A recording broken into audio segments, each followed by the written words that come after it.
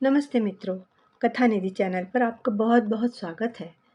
हमारी आज की कहानी सुमति लाल सक्सेना जी की लिखी हुई कहानी है। सुमति लाल सक्सेना जी 60वें दशक की प्रसिद्ध और प्रमुख लेखिकाओं में से एक है। वे आज भी लेखन कार्य में सक्रिय हैं। तो चलिए उनकी लिखी कहानी शुरू करते हैं। बेघर। कहानी अच्छी लगे तो लाइक ज़रूर कीजिएगा। कहानी के बारे में अपनी राय कमेंट बॉक्स में लिखना बिल्कुल भी ना भूलिएगा और चैनल पर नए हो तो चैनल को सब्सक्राइब जरूर कर लीजिएगा।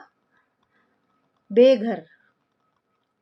एक गेट से दूसरे गेट तक बजरी से बने ड्राइव वे पर मैं रोज सुबह सवेरे गिनकर 25 चक्कर लगा लेती हूँ। एक तरफ के 140 कदम, कुल मिलाकर 3500 कदम। कितनी दूरी हुई ये पता नहीं, पर मेरा टहलना घर के भीतर ही हो जाता है। रोज ही मैं घूमकर सामने के बरामदे में आकर आराम कुर्सी पर फैल कर बैठ जाती हूँ। इस बीच चंपा ने सामने की मेज पर गुनगुने पानी में नींबू शहद रख दिया होता है। मैं उसे धीमे धीमे घूंट घूंट करके पीती रहती हूँ। सुबह सवेरे उठने का यही तो फायदा है कि तसल्ली से काफी समय अपने साथ बैठने को मिल जाता है। नहीं तो एक बार यूनिवर्सिटी के लिए तैयार हो गए तो डिपार्टमेंट और घर के बीच फुर्सती कहाँ मिलती है। एकदम मुंह अंधेरे उठने की आदत मैंने पापा से पाई है। मम्मी इस आदत के लिए पापा पर हंसती थी और इसे उनका मिडिल क्लास हैंगओवर कहती थी। उनके लिए तो सुबह का 7 भी मिडनाइट होता था। अकेले में बैठकर रोज ही मैं अपने आप से बातें कर लेती हूँ। सोचने के लिए कितना कुछ है। पूरे 55 साल की जीवन यात्रा, 24 साल इसी घर में गुजर गए। 18 साल की उम्र में ए ब्लॉक की इस कोठी में रहने आए थे।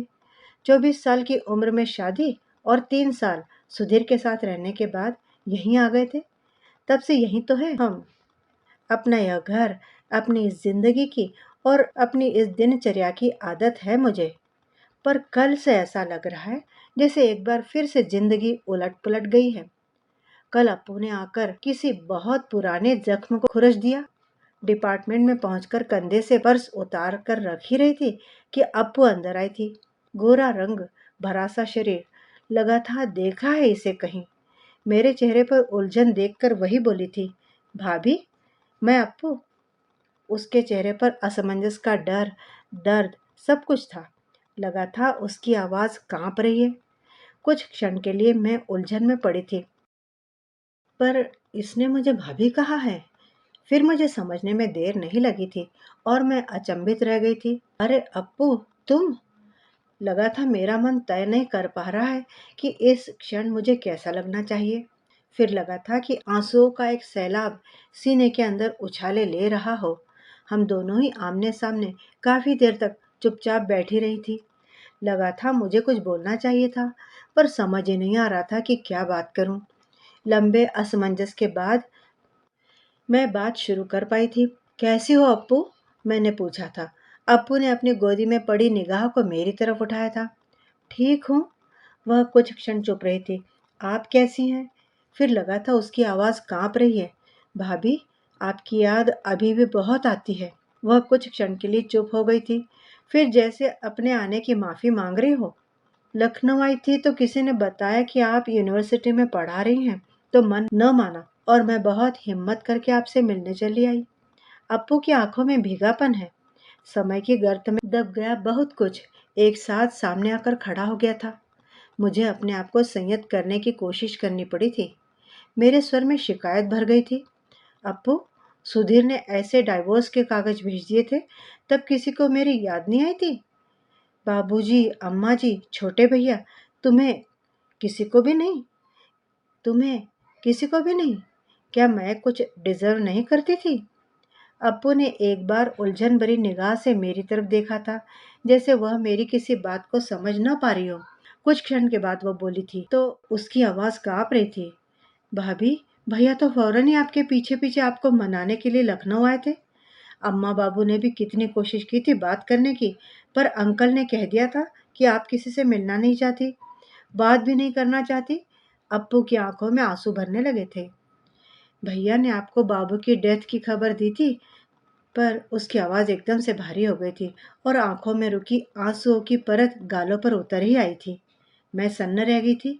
अरे क्या हुआ? क्या हुआ था बाबू को? अप्पू ने मेरी तरफ देखा था, पर मेरे सवाल का कोई जवाब नहीं दिया था। मेरे दिल में एक हुक सी उठी थी। पापा, आपने यह क्या कर दिया? कुछ क्षण की चुप्पी। अप्पू की आवाज कांपने लगी थी। अम्मा आखिर तक इस दुख से नहीं उबर पाई। ढलक आया आंसू उसने धीरे से अपने हाथ से ही पोंछ लिए थे। मेरी जुबान तक आया था पूछूं, और सुधीर पर चुप रहे। अब क्या कहूँ, क्या पूछूं, क्या शिकायत करूं?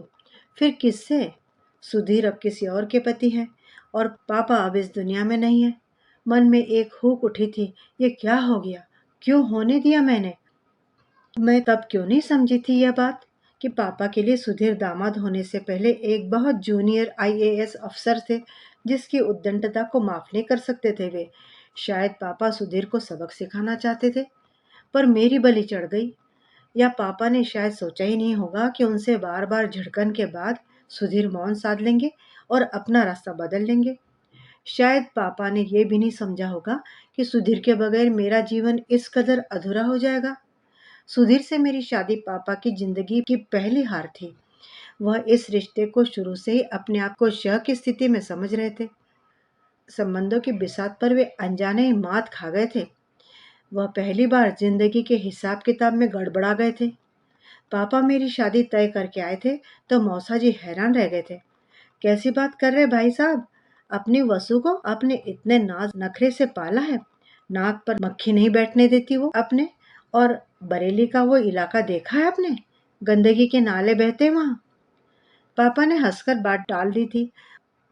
अरे अनिल, लड़का देखोगे तो खुश हो जाओगे, दरवाजे पर रौनक हो जाएगी। गोरा चिट्टा, 6 फुट का, हंसता चेहरा, पहले अटेम्प्ट में आईएएस में आ गया, ऑल इंडिया 3rd रैंक। मुझे जिस दिन कर्टसी कॉल देने आया था, मैंने तो उसी दिन छाट लिया था उसे। हैसियत लड़के की देखी जाती है, बाप की नहीं। पापा ने मौसाजी की तरफ बड़ी अर्थ भरी निगाहों से देखा था। हम लोगों की शादी भी इसी बूते पर हुई थी ना, और हम लोग भी खुश रहे ही, और हमारी बीबियां भी। वे थोड़ी देर चुप रहे थे, फिर धीमे से फुसफुसा आए थे, जैसे ज्ञान की बात बता रहे हो। स्टेटस में बहुत फर्क हो तो लड़के ही घर वालों से कहाँ रिश्ता रखते हैं ज्यादा दिनों तक। मौसा जी एकदम सकुचा गए थे। उन्होंने खिसियाई हुई नजरों से मेरी तरफ देखा था और चुप रहे। बोलते भी क्या। नाना आईसीएस थे, अपने जमाने के नामी गिरामी अफसर। बजरंगी लाल आईएएस के चर्चे ब्यूरोक्रेसी में आज भी चलते हैं। उन्होंने मम्मी और दोनों मौसियों की शादी गरीब घर के होनहार लड़कों से की थी। शायद यह उनकी प्रखर बुद्धि का पारिवारिक प्रशासन था। तीनों ही दामादों ने अपने परिवार से कोई संबंध नहीं रखा था। तीनों ही बजरंगी लाल के आज्ञाकारी रहे, और तीनों के ही घर पर उनकी पत्नियों का शासन चलता था। पर सुधीर ने बहुत ही ईमानदार और समझदार तरीके से शादी से पहले ही मुझको अपने परिवार की हैसियत, उसकी सीमाएं, समस्याएं, असुविधाएं, दोनों परिवारों के बीच का अंतर, अपने माता पिता के त्याग, सब अच्छी तरह समझा दिए थे। सुधीर बहुत ज्यादा अच्छे लगे थे मुझे। शादी के बाद मैं बरेली आती तो परेशान हो जाती, पर उस घर की असुविधाओं को मैंने कभी शिकायत नहीं बनने दिया अपने मन के सामने तक। वैसे भी सुधीर मेरे मन को पहले से ही तैयार कर चुके थे, इसलिए मेरे पास शिकायत करने का कोई कारण नहीं था। पर 1 साल बीतते ना बीतते पापा बौखलाने लगे थे। उनके सब्र का बांध टूटने लगा था। ना उन्हें बरेली वालों का मेरे पास आकर रहना ही अच्छा लगता था, और ना ही उन्हें सुधीर का मुझे लेकर बार बार बरेली जाना ही। मैं बड़ी मुश्किल से पापा को शांत कर पाती थी, पर कब तक। आज जिंदगी टुकड़े टुकड़े मेरी आंखों के आगे से घूम रही है। कभी लगता कितनी पुरानी बात हो, जैसे पिछला जन्म था वो। कभी कभी लगता सब कुछ आंखों के सामने है, अभी अभी बीता है या बीत रहा। पापा, मम्मी, सुधीर और मेरी शादी। लगता है जैसे सुधीर का एहसास मन के आसपास छू जा रहा है। कहीं सुधीर की याद और तोड़ रही है मन को, जैसे किसी पराये पुरुष को याद कर रही हूँ मैं। कोई इंसान जो इतना अपना था, इतना निकट था, वह अचानक इतना पराया कैसे बन गया? कहाँ चला गया वह? इसी दुनिया में कहीं, पर उसे पुकार नहीं सकती, उसे छू नहीं सकती। सुधीर के संग की चाहना मन को मथने लगती है। मन में अजीब सी तड़पन होती है। लगता है कहीं से, किसी तरह से पा लूं सुधीर को। आज नए सिरे से मलाल उपजता है कि जब मैं बुला सकती थी सुधीर को, तब क्यों मैं मान किए बैठी रही? क्यों सुधीर अम्मा बाबूजी के आने का इंतजार करती रही? क्यों सुधीर अम्मा बाबूजी के आने का इंतजार करती रही? किस लिए? तब क्यों नहीं समझा था कि पापा ऐसा कर सकते थे? समझ ही नहीं आता कि कैसे उस एक क्षण ने सब कुछ नष्ट करके रख दिया और मैं चुप रही, वैसा होने देती रही। क्यों? अब कुछ नहीं किया जा सकता। मेरे और सुधीर के बीच तो बड़ा मधुर सा रिश्ता था। मेरी दुनिया तो सुधीर के ही आसपास घूमती थी। तब लगता था कि 100 साल भी जिएंगे तब भी ऐसे ही प्यार करते रहेंगे, एकदम ताज़ा, हर पल नया नया सा। तब लगा था कभी बूढ़ा नहीं हो सकता मेरा प्यार। तनाव तो पापा और सुधीर के बीच हुआ था। शायद पापा ने सुधीर के पिता के लिए कुछ अशोभनीय कह दिया था। यह भी कहा था उस गंदे घर में मुझको लेकर बार बार न जाया करे। और सुधीर आपा खो बैठे थे। उस क्षण सुधीर ये भूल गए थे कि वे मेरे पापा और प्रांत के सीनियर सेक्रेटरी हैं। पापा से बहुत कुछ कहकर सुधीर घर के अंदर आए थे तो मैं भी पीछे पीछे आ गई थी। सुधीर भीतर आकर भी बड़बड़ा रहे थे और गुस्से में कुछ भी बोल रहे थे। मुझको अच्छा नहीं लगा था। 3 सालों में पहली बार मेरा स्वर सुधीर से बिगड़ा था। Sudhir, mind your language. हम दोनों में कहाँ सुनी हुई थी। सुधीर उत्तेजित हो गए थे। उनका हाथ मेरे ऊपर पड़ा तो नहीं था, पर उठा तो था। मुझे कुछ देर के लिए तोड़ देने के लिए उतना ही काफी था। सारी स्थितियों का विश्लेषण और विवेकीकरण तो मैं बहुत बाद में कर पाई थी। मैं बाहर के कमरे में पापा के पास आकर बैठ गई थी। पापा ने मुझसे चलने के लिए कहा था और मैंने अपनी अटैची ठीक कर ली थी। आज सोचती हूँ मैंने वैसा क्यों किया। मैं रुक कर सुधीर से बात कर सकती थी। उनसे पापा के कहे कि माफी भी मांग सकती थी। सुधीर जिस ढंग से पापा से बोले थे उसके लिए उनसे झगड़ा कर सकती थी, उनसे रूठ सकती थी। पर मैं ऐसे क्यों चल दी? तब लगा था कि एक आध दिन में सुधीर मेरे पीछे पीछे दौड़े दौड़े चले आएंगे, मुझे मनाएंगे। पर कुछ भी नहीं हुआ था और मैं मूर्खा की तरह पापा की बिगर देन लाइफ ईगो के तले मान किए बैठी रह गई। नहीं नहीं, सुधीर से मान रखने जैसी कोई बात नहीं थी मन में। बस मैं पापा को लांग कर लौटने का साहस नहीं कर सकी थी। शायद ठीक कहती मीना। पापा वह वट वृक्ष थे जिसके साए तले तुम और भैया पूरी तरह से ग्रो किए ही नहीं। MA PhD करना भी कोई ग्रो करना होता है? पापा ने मुझे सोचने का समय नहीं दिया था। जल्दी यूनिवर्सिटी में रिसर्च ज्वाइन करा दी थी। रिसर्च पूरी भी नहीं हो पाई थी कि सुधीर के भेजे डिवोर्स के कागजात मिले थे। बहुत तकलीफ हुई थी, पर मैंने दस्तखत कर दिए थे। लगता था सुधीर यही चाहते हैं। मेरी यूनिवर्सिटी में नौकरी लग गई थी। तभी सुधीर की शादी की खबर मिली थी। कुछ दिनों तक मैं बहुत रोई भी थी, पर सुधीर मन से दूर जाने लगे थे। पापा अपनी तरह से मेरी जिंदगी प्लान कर रहे थे। एकदम स्मार्ट, भरा पूरा सा सक्षम जीवन। जीवन में पुरुष नहीं हुआ तो क्या हुआ, और भी तो बहुत कुछ है। पापा ने कुछ ऐसा ही समझाया था मुझे। उन दिनों पापा कानपुर में घर बनवा रहे थे, पूरे 1 बीघे के प्लॉट पर। वो उनका ड्रीम प्रोजेक्ट था। जैसे उन दिनों वे सपने भी घर के ही देख रहे थे। उसी घर में वसु तुम्हारे लिए भी एक एनेक्स ही बनवा देते हैं। पापा कितना ख्याल करते हैं, सोचकर मैं निहाल हो गई थी। मैंने इस बारे में काफी सोचा था, फिर मना कर दिया था। नहीं पापा, पूरी जिंदगी तो मुझे लखनऊ में रहना है। शुरू से यही हूँ, फिर रिटायर होकर कानपुर जाकर क्या करूंगी? मेरे सारे मित्र और परिचित तो यही हैं। दीदी अलग क्यों रहेंगी कानपुर? रहेंगी तो मेरे साथ ही रहेंगी। भैया ने विरोध किया था। मैं एकदम खुश हो गई थी। ये छोटे छोटे भरोसे बहुत हिम्मत देते। अकेले में भी जीवन एकदम बेसहारा नहीं लगता।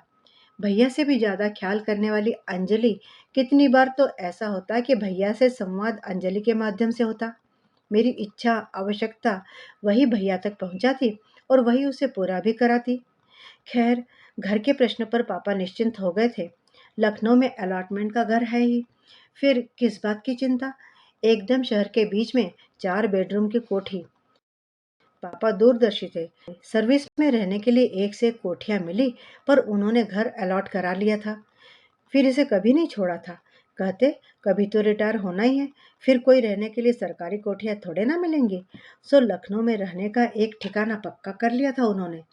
बिल्कुल सही प्रबंध हो गया था। भैया के लिए कानपुर वाला घर और मेरे लिए अलाटमेंट का यह घर। मैं बहुत खुश थी इस व्यवस्था से। रिटायरमेंट के बाद पापा मम्मी चले गए थे। 4 बेडरूम के इस घर में न जाने कितने परिवर्तन पापा मम्मी कराते रहे थे और इन सालों में न जाने कितने बदलाव मैंने अपनी सुविधा और शौक के लिए कराए थे। मॉडर्न बाथरूम, धीरे धीरे करके सारे घर की नई फ्लोरिंग, किचन में टाइल्स और ग्रेनाइट। अलाटमेंट का घर तो अपना ही होता है, पीढ़ियों तक। पर मुझे पीढ़ियों की बात कहाँ सोचनी है, मेरे बाद किस्सा खत्म। पर क्यों भाई, पापा इसी बात पर अटक गए थे। इसे सरकार को क्यों दिया जाएगा? इतना अच्छा घर, प्राइम लोकेशन, इस घर पर लाखों रुपए हम सबके लगे हैं और तय हुआ था कि जॉइंट अलॉटमेंट पर पापा के साथ मेरा नहीं, विजय का नाम पड़ेगा। भगवान उसे लंबी उम्र दे, पर किसी भी हालत में घर हाथ से नहीं निकलेगा। पापा के बाद भैया, फिर दीप और भैया का नाम डलवाकर पापा निश्चिंत हो गए थे। मैंने बहुत चाहा था कि मैं आहत ना महसूस करूं, पर मन में कुछ चुभा था। कई दिनों तक मैं बेचैन रही थी, जैसे कुछ छिन गया हो मुझसे। कितने एहसास ऐसे होते हैं जिन्हें हम सोचना नहीं चाहते, पर वे हमारे दिल दिमाग पर हावी हो जाते हैं। मैंने अपने आप को समझाना चाहा था कि कागज के एक टुकड़े से फर्क ही क्या पड़ता है। फर्क पड़ा भी नहीं था। पूरा घर तो मेरा ही है, मैं ही रहती हूँ और मेरी इच्छा से ही यहाँ चलता है सब कुछ। यह घर मेरा प्राइड पोजीशन है। गेट पर गाड़ी रोककर जिस समय मैं हॉर्न बजाती हूँ और चंपा के बच्चे दौड़े हुए आते हैं तो अच्छा लगता है। लाल बजरी की सड़क पर सरकती हुई कार सामने के बरामदे के आगे आकर ठहर जाती है। अंदर जाते तक मैं न जाने कितने निर्देश दे चुकी होती हूँ। कभी माली को, कभी राम सिंह को और कभी चंपा को। हर दिन तो अपने इस घर में आती हूँ, पर हर बार नए सिरे से सब कुछ बहुत अच्छा लगता है। एकदम अकेले अपने बूते पर अपनी जिंदगी को बहुत शान से जीने का आत्मविश्वास भी। पापा मम्मी ने तो पूरा घर ही छोड़ा है, सजा सजाया फर्नीचर, क्रॉकरी, कालीन, सब कुछ। पर फिर भी मैं तो घर में कुछ न कुछ कराती रहती हूँ। किसी न किसी तरह से उसे सजाती और संवारती रहती हूँ। मेरी मित्र मुझे हाउस प्राइड कहती हैं। इंग्लिश डिपार्टमेंट की मिसेस धर जब भी मेरे घर आती हैं तो एकदम खुश हो जाती हैं। भाई वसुधा, तुम्हारे घर आकर आनंद आ जाता है। हमने तो सोच लिया है कि जब भी अपनी बेटी की शादी करेंगे उसे 1 महीने के लिए हाउस कीपिंग की ट्रेनिंग के लिए तुम्हारे पास भेजेंगे। परफेक्ट होस्टेस हो तुम। सुनकर मैं हर बार हंस देती हूँ। मन में कुछ चुभता है, पर अच्छा लगता है। मैं अक्सर बैठे बैठे अपने सुख दुख का हिसाब करती रहती हूँ। सोचती हूँ, भाग्य ने कितना कुछ मुझे दिया है, पर कितना कुछ मुझसे छीन भी लिया। यूनिवर्सिटी की नौकरी, लखनऊ का अपना यह घर, भैया और अंजलि जैसे भाई भाभी और दीप। दीप तो मेरा बेटा ही है। क्लास 2 से लेकर ग्रेजुएशन तक मेरे पास रहकर पढ़ा। अंजलि आई होती तो भी अपनी छोटी बड़ी जरूरत के लिए मेरे आगे पीछे लगा रहता। और मेरी दुनिया दीप के चारों तरफ। अंजलि और भैया के बहुत से एहसान है मेरे ऊपर। सबसे बड़ा उपकार तो दीप को मेरे पास छोड़ देना ही है। ऐसे हर कोई अपनी पहली औलाद को किसी के पास छोड़ सकता है कहीं? फिर वो छोड़ना भर थोड़ी था, वो तो एक तरह से दे देना ही था। कौन से स्कूल में दाखिला कराना है, दीप को कौन सा कोर्स ज्वाइन कराना है, किस जगह दीप को भेजना है या नहीं भेजना है, सबके निर्णय मैं ही तो अकेले लेती रही हूँ। भैया तो केवल पैसा दे जाता। पापा मम्मी के निधन के बाद भैया मेरा कुछ अधिक ही ख्याल रखने लगा है। हर छुट्टी से पहले ही कानपुर से मुझे लेने के लिए गाड़ी आ जाती है। परिवार का कहीं भी कोई कार्यक्रम बनता तो मैं अवश्य उसमें शामिल की जाती हूँ। अपने काम के सिलसिले में भैया लखनऊ आता ही रहता है। तब अंजलि अपने फार्म से ढेर ढेर सामान भेजती है। अनाज, फल, सब्जी, पनीर, डेयरी से घी, पनीर, सब कुछ। मेरा घर भरा पूरा सा रहता। पापा इतने बड़े अफसर थे, पर भैया के राज में संपन्नता झलकती है। कानपुर में भी और लखनऊ में भी। लखनऊ विकास प्राधिकरण का नोटिस आया है कि उसके अंतर्गत आने वाली सभी संपत्तियों का निस्तारण ना लाभ ना हानि की नीति पर किया जा रहा है। सभी आवंटी बहुत खुश है। सूचना मिलते ही भैया भी आए थे। एलडीए की भागदौड़ शुरू हो गई।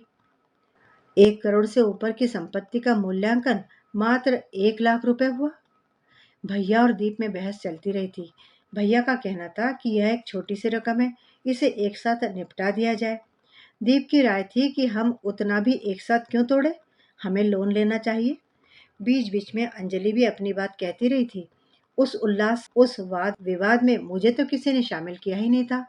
बहुत प्रयास करने पर भी मैं स्वयं भी सम्मिलित नहीं हो पाई थी।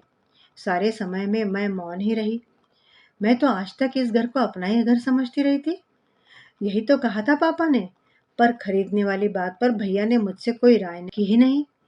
इतने पैसे की हैसियत तो मेरी भी थी। कई दिन तक मैं बेचैन रही थी। कई रात में ठीक से सो नहीं पाई थी। कई बार जुबान तक आया कि भैया से कह दूं कि ये घर पापा ने मेरे लिए लिया था, पर कहने की हिम्मत ही नहीं पड़ी थी। मुझे डर लगा था कि कहीं भैया नाराज हो गया या कहीं भैया ने अपना कानूनी हक बता दिया तो क्या करूंगी। तब तो सारे रिश्ते दरक ही जाएंगे। इस चोट को मैं बर्दाश्त नहीं कर सकूंगी। मैं चुप रही थी, पर मन जैसे क्षत विक्षत हो गया था। भैया ने अपने और अंजलि के संयुक्त नाम से घर खरीदा था। एक कसक हुई थी मन में, भैया मेरा नाम भी तो डाल सकता था, तब मैं शायद थोड़ा कम अकेला महसूस करती। वैसे भी मेरा तो सभी कुछ भैया और दीप को ही जाना है। फिर भैया मेरा नाम डालने में क्यों डर गया। शायद भैया ने सोचा ही नहीं वह बात। घर अभी भी पहले की तरह मेरी इच्छा और आदेश से चलता है। कौन सा बल्ब शेड कहाँ लगेगा, क्यारियाँ कहाँ बननी है, ड्राइव वे लाल बजरी का बनेगा या काले कंक्रीट का, सभी तो मैं ही तय करती रही हूँ और अभी भी मैं ही तय करती हूँ। फिर भी लगने लगा है मेरी मुट्ठी खाली है, जैसे घर का बोझ कंधे पर ढो रही हूँ। कभी यह भी लगता जैसे कि मेरी राय मांगने का, मेरा आदेश और इच्छा मानने का कोई एहसान मुझ पर किया जा रहा है जैसे। कभी कभी मन को बेहद पीड़ा होती। पापा ये कैसी व्यवस्था मेरी करके गए हैं। मेरे अपने घर को मेरी शरणगाह बना दिया उन्होंने। उस शरण के लिए कितने एहसानों में दबी हूं मैं। चाहूं तब भी मुक्त नहीं हो सकती हूँ। इन एहसानों के बोझ को ढोते ढोते थक गई हूँ।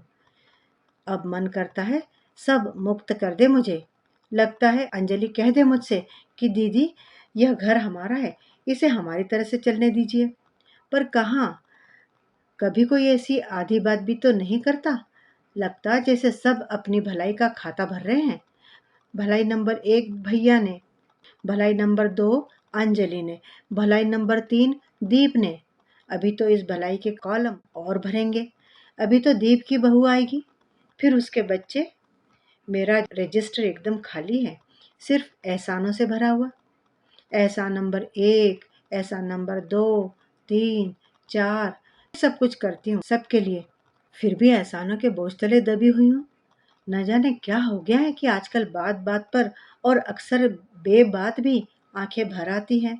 लगता है जैसे पैर के नीचे अपनी कोई जमीन नहीं, सिर के ऊपर अपनी कोई छत भी नहीं।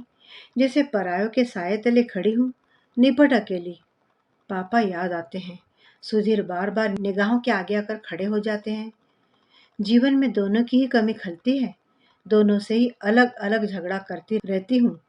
सुधीर तुमने मेरे साथ ऐसा क्यों किया।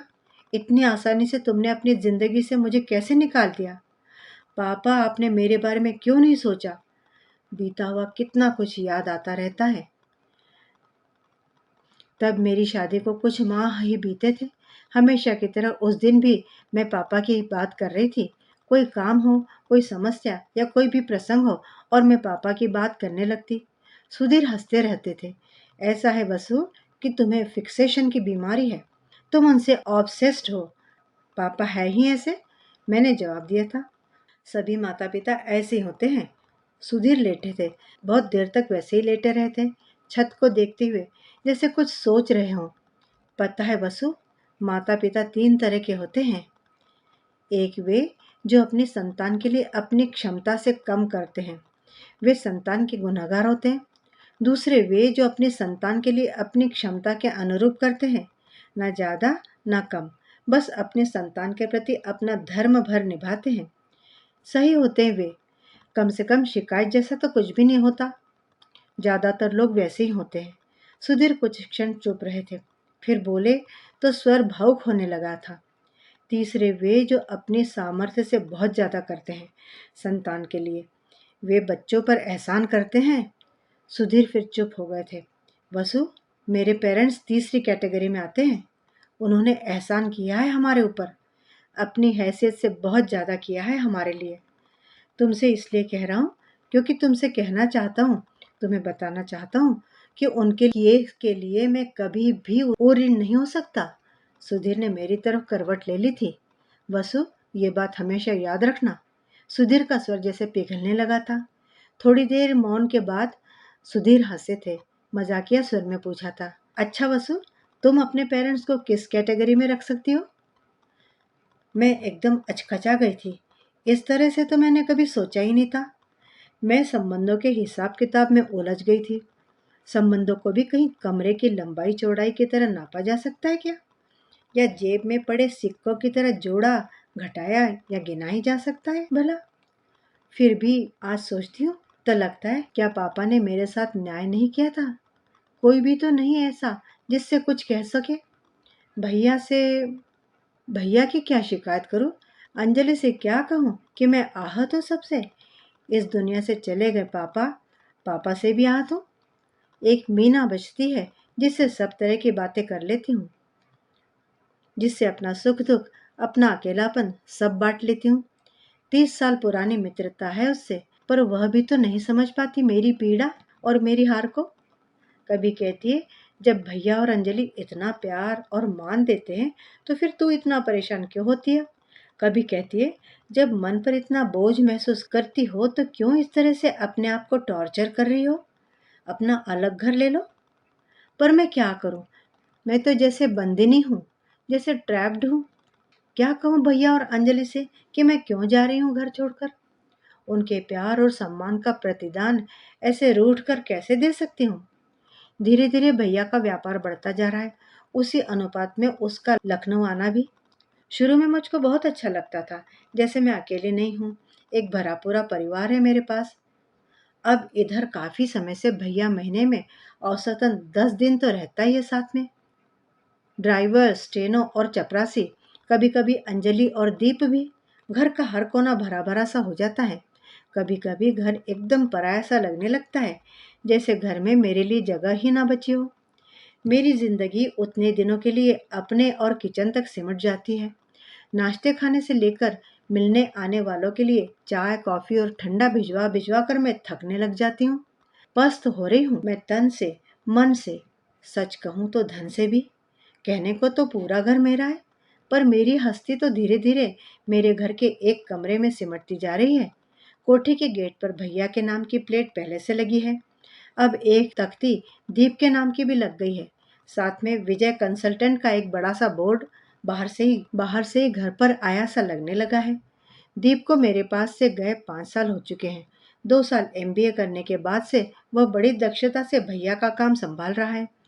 इन सालों में न जाने क्या हुआ है कि दीप पराया सा लगने लगा है। शायद समय की दूरी रिश्तों को धुंधलाने लगी है। आता है तो बीच में अपनेपन की कोई ऊष्मा आ ही नहीं पाती। मुझे लगता है जैसे कौवे की तरह पराई संतान को अपने डैनों के नीचे अपने सीने से लगाए गफलत में जी रही थी मैं। पंख पनपते ही वह तो अपने घोंसले में पहुंच गया। पता नहीं क्यों लगता है जैसे दीप का स्वर औपचारिक होने लगा है, जैसे अपनापन जताने की उसे कोशिश करनी पड़ रही है। लगता है जैसे उस कोशिश से थक रहा है वह। मैं भी थकने लगी हूँ। शब्दों में उनके अर्थों से अलग कोई गंध भी होती है क्या? अक्सर दीप मेरे लिए महंगे उपहार लेकर आता है। न जाने क्यों मुझको लगने लगता है जैसे दीप थैंक्स गिविंग की कोई औपचारिकता निभा रहा है। पता नहीं क्यों और कैसे कभी कभी मौन में भी स्वर और शब्द सुनाई देने लगते हैं। मैं अक्सर अपने मन को समझाती हूँ कि अब बड़ा हो गया दीप, अपने पैरों पर खड़ा होकर लड़के ऐसे ही हो जाते हैं। अपना बेटा होता तो क्या वह भी ऐसा ही हो जाता? पराया सा शायद हो ही जाता। यूनिवर्सिटी से आकर मैं लेटी ही थी कि दरवाजे पर आकर चंपा खड़ी हो गई। दीदी जी, आपको भैया जी और बहू जी बुला रहे हैं। बुला रहे हैं मतलब? मुझे अजीब लगा था। कहाँ है वो लोग? चंपा वैसे ही खड़ी रही थी। जी, ड्राइंग रूम में। उसने घड़ी की ओर देखा था। कोई आया हुआ है क्या? जी, बहू जी के चौक वाले भैया आए हैं। मैंने सोचा था नवीन के आने पर मुझे क्यों बुला रहे ये लोग। नवीन अंजलि का पड़ोसी था आर्किटेक्ट है।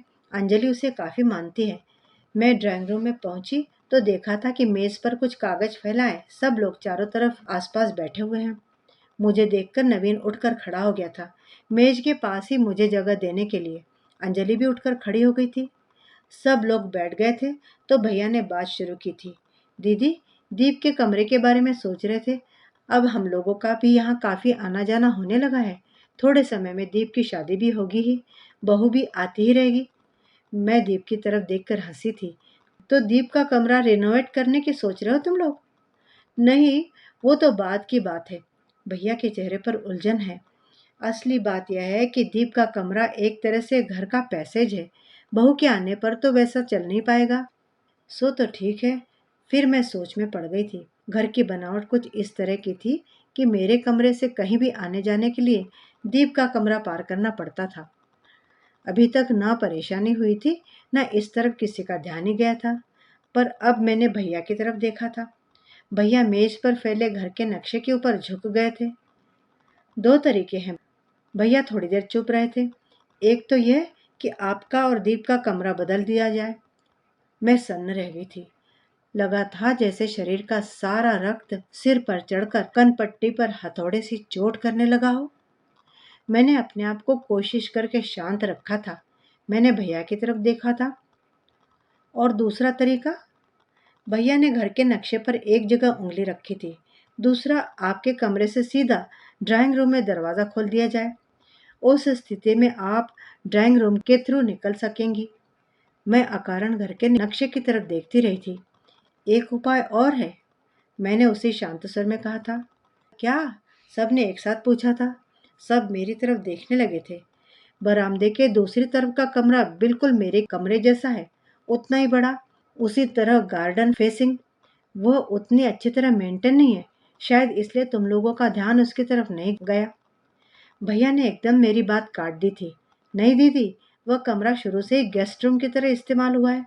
अगर वह कमरा दीप को दे दिया गया तो साइकोलॉजिकली मुझे लगेगा कि मैंने बहू बेटे को घर से बाहर कर दिया है। मेरी जुबान तक एकदम आया था कि ठीक है, फिर वो कमरा मुझे दे दो। मगर फिर मैं एकदम डर गई थी। लगा था कि अगर भैया फौरन तैयार हो गया तो मुझे बहुत पीड़ा होगी मन में। मैं बहुत अपमानित सा महसूस करूंगी। मैं काफ़ी देर सोचती रही थी। सब लोग मेरी तरफ देख रहे हैं। मन में आया था कि कह दूं, तुम लोग जैसा ठीक समझो वैसे करो। वैसे भी जीवन में अभी तक मैं यही तो करती रही हूँ। पर अनायास मेरा मैं मेरी आदत के विपरीत सीधा तनकर खड़ा हो गया था। मुझे अपने सर को संयत करने का प्रयास करना पड़ा था। नहीं भैया, मैं अपना कमरा नहीं छोड़ पाऊंगी।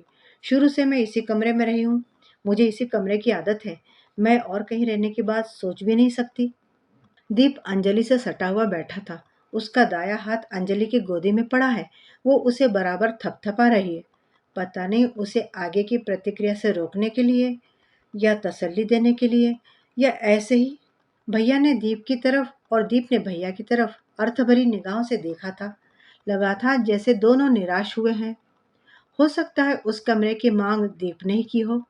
भैया ने कागज उठाकर नवीन की तरफ बढ़ा दिए थे। ठीक है भाई साहब, फिर आप ये दरवाज़ा खुलवा दीजिए और दीप के कमरे में एक वॉल टू वॉल अलमारी बनवा दीजिए और खिड़की दरवाजे नए करा दीजिए। मैं थोड़ी देर और बैठी रही थी। पता नहीं क्यों लगा था कि मेरी उपस्थिति वहाँ असहज होने लगी है, और मैं उठकर चली आई थी। एक अजब सी बेचैनी तन मन पर हावी होने लगी थी। मैं अपने मन को समझाती रही थी कि यह व्यवस्था तो होनी थी। भैया ना सोचता तो यह बात मुझे सोचनी पड़ती। नहीं तो मुझे घर के अंदर आवागमन बाहर के बरामदे से घूमकर करना पड़ता। ऐसे बेटे बहू के कमरे में तो हर समय नहीं जा सकती थी ना। फिर भी बेचैनी बनी ही रही थी। भैया और दीप की इच्छा और सुविधा में रुकावट बनी, इस बात की अजब से ग्लानि, और अपने वजूद को इस घर में एकदम दूसरे दर्जे का नहीं बनने दिया मैंने, इस बात का एक अजब सा संतोष भी। आजकल ना जाने क्या हो गया है कि मैं बहुत अकेला महसूस करने लगी हूँ। न जाने क्या हो गया है कि बैठे बैठे अकारण आंखें भरने लगी है। ना जाने क्या हो गया है कि बार बार अपने मन को समझाना पड़ता है। भैया, अंजलि, दीप और पल्लवी आए हैं। पल्लवी को लेकर दीप शादी के बाद पहली बार आया है। हफ्ते भर से मैं उसके स्वागत की तैयारी में लगी हूँ। बहू पहली बार आ रही है, उसके सामने सब कुछ बहुत करीने से, बहुत स्टाइल से होना चाहिए। मैंने घर की अलमारियां तक खाली करके घर की साफ सफाई कराई है। नौकरों को अभी तक मैं सैकड़ों निर्देश दे चुकी हूँ। पलंग की चादर और बेड कवर, बाथरूम का तौलिया, सब हर दिन के लिए छाट कर अलग कर दिया है मैंने। किस दिन कौन सी क्रॉकरी लगेगी, क्या मेनू रहेगा, सब तय कर लिया है। इस क्रॉकरी में से कितना कुछ मैंने खरीदा है, कितना कुछ मम्मी पापा के ज़माने का है। उन लोगों के स्टाइल की छाप इस घर पर अभी तक है। पापा को गए 14 साल और मम्मी को गए 11 साल हो गए, पर ना जाने कितनी चीज़ों पर उनकी छुअन अभी तक बाकी है। अंजलि घूम घूम कर पल्लवी को घर दिखा रही है। इस समय दोनों बाहर के बरामदे में खड़ी होकर बातें कर रही हैं। पल्लवी के चहकने की आवाज़ अंदर तक आ रही है। मम्मी, अपने तो दोनों ही घर बहुत सुंदर है, अलग अलग तरह से। कानपुर वाले घर का मॉडर्न आर्किटेक्ट, एकदम लेटेस्ट डिजाइन, और ये घर भी कितना सुंदर है। विक्टोरियन स्टाइल का, ऊंची सीलिंग, खपरेल की ऊंची नीची स्लोपिंग छतें। गेट से घुसते ही घर देखकर तबीयत खुश हो जाती है। बाग भी कितना सुंदर है। अंजलि हंस रही है। भाई, बाग का क्रेडिट तो बुआ को जाता है, वही रहती है यहाँ और वही कराती है सब कुछ। मेरे हाथ रुक गए थे। लगा था अंजलि पल्लवी को मेरा घर नहीं, अपनी प्रॉपर्टी दिखा रही है। फिर मैं कौन हूँ इस घर में? Care taker? मेरा कौन सा घर है? कोई नहीं। पर मैं तो इस घर को दिन रात सजाती संवारती रही हूँ। मैं तो भ्रम में थी अब तक, तो उस भ्रम से बाहर निकलने के लिए भी बहुत देर हो चुकी है। पल्लवी की उपस्थिति में मैं अपने आप को अजब तरह से दीनहीन सा महसूस कर रही हूँ, जैसे मैं इस घर में पड़ी हुई कोई चीज़ हूँ, फालतू सामान की तरह। मैं वही खड़ी रही थी, डाइनिंग रूम और ड्राइंग रूम के बीच, कांच की बड़ी सी दीवार, सामने की फ्रेंच विंडो से दिखता सामने का फूलों से भरा बेहद सुंदर बगीचा, हरी मखमली धूप और लाल बजरी से बना ड्राइववे। मैं तो हर दिन ही यहाँ खड़े होकर देर तक अलग अलग कोण से अपना घर निहारती रहती हूँ।